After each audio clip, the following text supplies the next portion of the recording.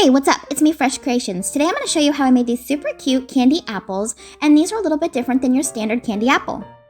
For the candy apple stick, you're going to fill it with a bunch of different kinds of goodies like sprinkles or fake sugars, and I'm going to show you just how to do that.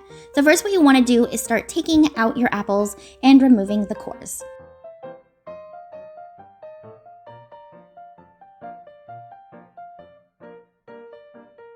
Then you're just going to take a temporary stick and spread Mod Podge all over your apple. Make sure you completely cover this in Mod Podge. Now, it does look white right now, but as this dries, it is going to dry clear. You're also going to want to make sure that you use the high gloss Mod Podge. This will just add a really nice texture to the apples.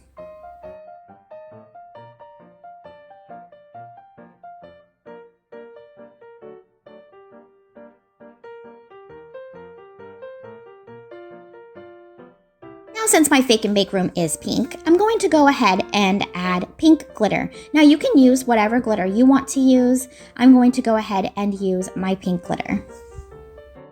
And guess what, guys? If you don't have pink glitter on hand, all you do is take white glitter and you'll just add any shredded chalk pastel to it, and that's how you can make any color of glitter. That's one of the reasons that you see my chalk pastels here.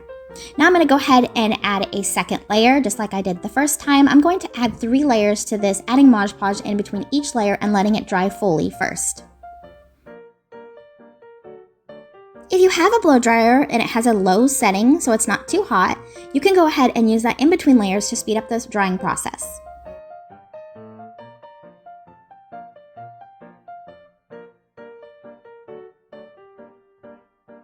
Now I'm on my last coat and I'm just going to shake this off, and I'm at a little bit at the top and as well as the bottom. Make sure you lay a tissue paper or something down below so you can catch your glitter.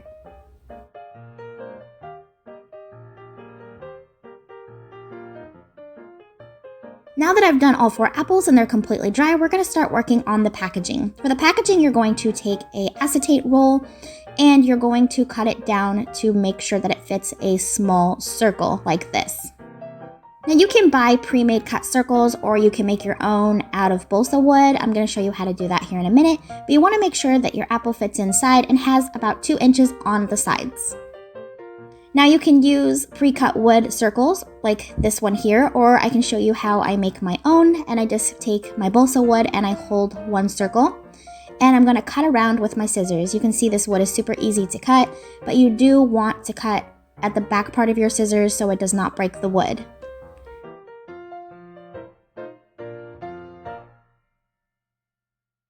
Now once I've cut off all the corners, I'm going to go ahead and go really closely to the edge and start cutting it very close. Now you might have a little bit of shards here and there, but we're going to sand all of this down. But I will tell you that after doing this, I had very minimal shards and it looked really good without sanding.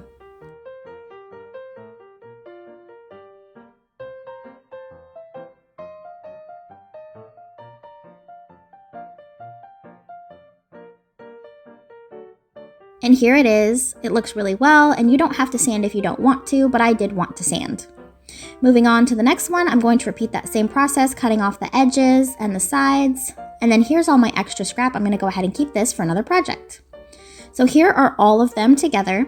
And now I'm just going to take my Dremel. You can use some regular paper, sandpaper. I'm going to go ahead and use my Dremel. It's just much faster for me. And I sped this up a little bit, and here they are after using my Dremel and making sure that they're all soft and even. I've also go ahead and cut out some of these strips here. These are just like regular cardstock paper, and I've put some tape on one side. Now this is double-sided sticky tape, and then I'm just going to take my ribbons and I'm going to burn off the edges at the bottom. This is going to make sure that it doesn't fray. Now here's one that I've already done, and I'm going to show you how to do this. You're just going to take your ribbon and hold it right over that paper where you put your double-sided sticky tape, and you'll just push it down just like this, and then you'll just cut off the extra. Make sure you burn that end again where you just cut off so it doesn't fray. And I've completed making 4 of these.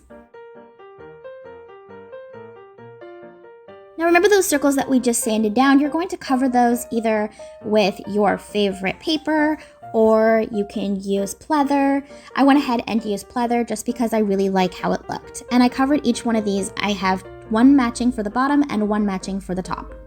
Now what we're going to be doing is creating the base. So to create the base, you're going to take a piece of cardstock paper and you're going to wrap it around one of the cardboard pieces that you have down below.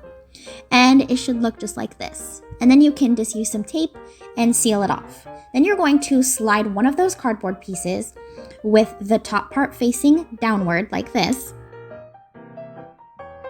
And you're going to smooth out all the edges and make sure it's lined up really nicely. And then you're going to flip it over and glue 4 corners on the sides just like this. Just this amount of glue really holds and it's really sturdy. So what you're going to do is take another circle and you're going to place that circle inside with a little bit of glue. Make sure that it's shorter than the outer layer. That way when you put the wood inside, it'll go right over the top of that. And this is what it looks like. And then I'm going to take one more piece of wood where we put that backing part, and you're going to slide that wood right up to that piece and glue it down, just like that. Now to make this part, what you're going to do is grab your acetate roll and you're going to wrap it around the base that you just made. Slide it all the way down to the bottom and add a small piece of tape at the back, and it'll look just like this. And then you can add that ribbon that we made with the paper, and you're going to put a little bit of hot glue. Make sure that it's cooled a little bit. You don't want it to melt. And then you're just going to continue wrapping it around till you reach the other side and add some hot glue. Now for the top one, I'm just going to take a smaller ribbon and I'm going to wrap this all the way around. I believe this is a 0.5 ribbon, so it's a 1/2 inch. And I'm just going to take a little bit of hot glue, and then I'll just wrap this all the way around, and I'm going to go all the way around it, and what I'm creating is kind of a lid.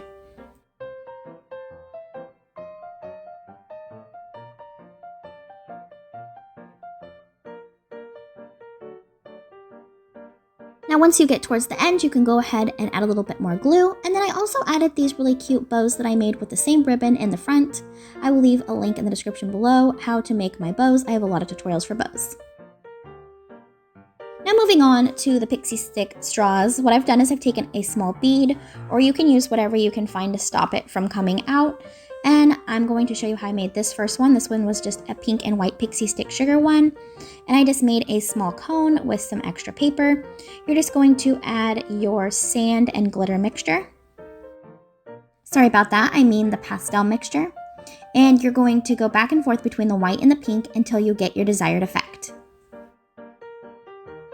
To get your desired effect, you can go ahead and cap it with something. I have these super cute little beads that I got from Amazon, and I just put those right in the top and they fit perfectly. For this one, I'm going to use my polymer clay sprinkles that I've made. I have a tutorial for those. I will leave a link in the description below. Or you can also pre-make these, or you can buy them on Amazon. I know a lot of websites that sell different types of sprinkles on Etsy and different places, so make sure that you check those out as well if you do not want to make your own for this project, especially if you're making it in bulk. What I did is I just filled up this whole entire tube with sprinkles. Again, after I completely filled this up, I just took one of those beads that I got from Amazon and I pushed it right inside. Now these are super cute rose beads, so they added a nice touch on the top. And it looked just like this. And now I can go ahead and set it aside to make the next one. So for the next one, what I'm going to do is just take pink sprinkles, and I'm going to go back and forth between the pink sprinkles and with the white glitter. Now just be patient, this will go through. I know it seems like it might take forever, but if you squeeze the bottom a little bit, they will start coming out. And sometimes they come out really quickly, so make sure that you do hold the bottom so they don't get extra inside. I'm going to continue to go back and forth with the white glitter and the pink sprinkles until I reach the very top, and then I will add a small bead at the top. And here is the end result. And I've added the bead and I've added a little bit of glue in it. You don't have to add glue, but I did add a little bit of glue. And then here it is inside the apple. This looks super cute and very realistic. Now for the frosting bottom, all I did was take my whipped clay by Craftsmart. I've been using this a lot, and honestly, I absolutely love it. I use spackle quite frequently, but I really like this just because it has a nice consistency and it comes out super easy, and they do come with their own tips. But today I'm going to show you how to do a really cool thing, and that's where you just take one of their tips And then I'm going to place a regular size piping tip over the top of that, and that's going to allow me to create a larger little dollop there. So I'm going to show you real quick how I do that. I just take a regular piping tip and I just push that right over the top of it, and it fits perfect. And then I just add some foil tape and I tape it around. Now you can use any tape you want to, but the foil tape really sticks well.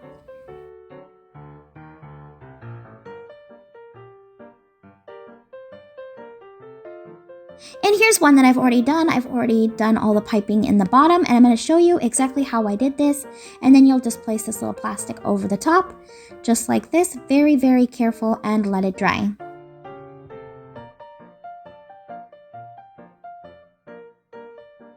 What you're going to do is make like a little tiny dollop at the bottom first, and then you're going to add a second layer like this. I'm also going to show you how I did that first layer here next. I did forget to add that on the first apple, so I'm going to go ahead and add that for you on the second apple. But all you're going to do is grab the piping tip and you're going to squeeze the bottom and pull outward.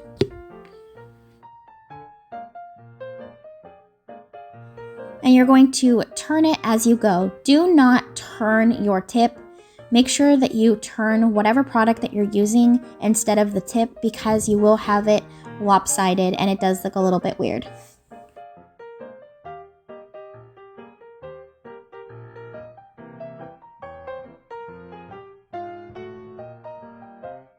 And here it is. A perfect little dollop on there, and you will have a perfect one every single time if you follow this technique. I know it's a little bit hard at first, but I promise you will get it. Now I'm going to go ahead and put this one aside, and I'm going to grab the third one, and I've gone ahead and put a small layer with my finger underneath, just like you would do with spackle, and I kind of made a nice base. And then I'm just going to make a small dollop down below with the tips that they come with. This just kind of makes like a little round thing. It doesn't really make that really pretty flower. They have different tips to do different things. And now as you can see, this is much smaller than a larger tip. So I'm going to add that larger tip here in a second. But what I want to do is go all the way around, and I'm building up so it'll stick out more and it'll be more noticeable. Now I'm going to go ahead and switch tips now that I've reached the end here. And what I'm going to do is squeeze and push and pull. Squeeze, push and pull, squeeze, push and pull. Remember to do that. And also remember to twist your product. Don't twist the piping tool. So again, I'm just going to grab it and I'm going to turn it. And then I'm going to keep going straight forward every single time. That way I get the perfect dollop every single time that I squeeze.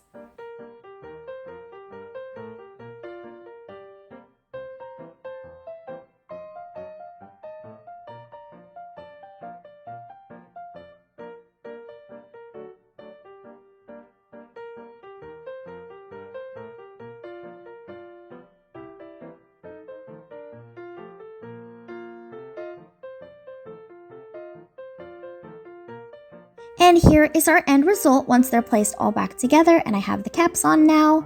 I absolutely hope you enjoyed this tutorial. Remember to like and subscribe.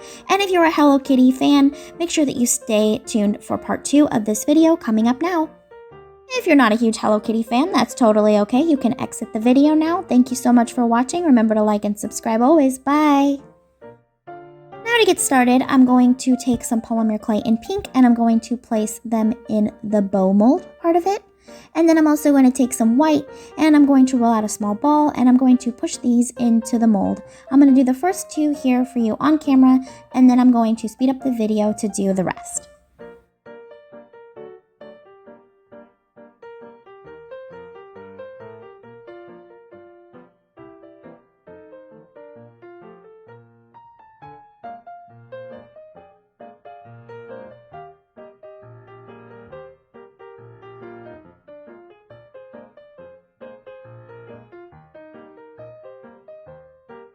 Now once I've done these, I'm going to go ahead and freeze them for 15 minutes, and then I'm going to place them right out of the mold here. It's super easy to pop them out if you freeze them, so remember to always freeze your polymer clay molds. I always get this question, how do they come out so perfectly? It's because I freeze them. I also wanted to add another touch, and so I filled the eyes, and I also put in a little cute yellow nose, just like this, and I added some more glitter, and then they're ready to bake. Once I baked them and they completely cooled, I placed them inside the front of the apples with a little dollop of that Craftsmart cream clay. And I also drew some Hello Kitty designs here. Now, if you can't draw Hello Kitty, that's totally okay. There's many images to choose from online. Just make sure you check out copyright laws. But if you can draw your own, that would be perfect. And then you can just print it right off on your computer. Now what I'm going to do is take these strips and make sure they're the same size as the base, and then I'm going to use double-sided sticky tape and tape them down.